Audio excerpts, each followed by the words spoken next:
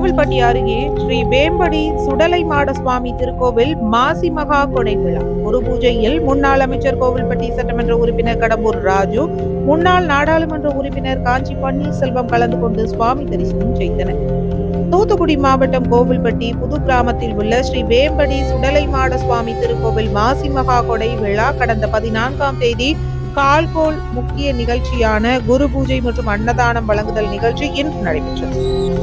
விழாவில் முன்னாள் அமைச்சர் கோவில்பட்டி சட்டமன்ற உறுப்பினர் கடம்பூர் ராஜு மற்றும் முன்னாள் நாடாளுமன்ற உறுப்பினர் காஞ்சி பன்னீர்செல்வம் ஆகியோர் வருகின்ற 2026ஆம் தேர்தலில் அதிமுக அமோக வெற்றி பெற வேண்டி சுவாமி தரிசனம் செய்தனர்.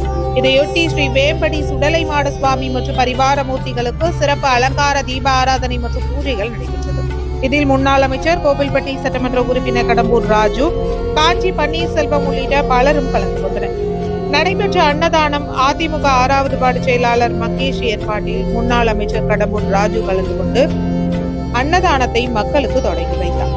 இவ்விழாவில் மாநில பொதுக்குழு உறுப்பினர் ராமச்சந்திரன், நகர செயலாளர் விஜயபாண்டியன், வழக்கறிஞர் அணி மாவட்ட செயலாளர் சங்கர் கணேஷ், இளைஞர் இளம் பெண்கள் பாசறை மாவட்ட செயலாளர் கவியரசன், கலைப்பிரிவு மாவட்ட செயலாளர் கோடுசாமி, ஆவின் பால் கூட்டுறவு சங்க தலைவர் தாமோதரன், அம்மா பேரவை நகர செயலாளர் ஆபிரகாம் ஐயாதுரை, 9வது வார்டு செயலாளர் கனி, உள்ளாட்சி பிரதிநிதிகள், நிர்வாகிகள் மற்றும் கோவில் நிர்வாகிகள் என பலரும் கலந்து கொண்டனர்.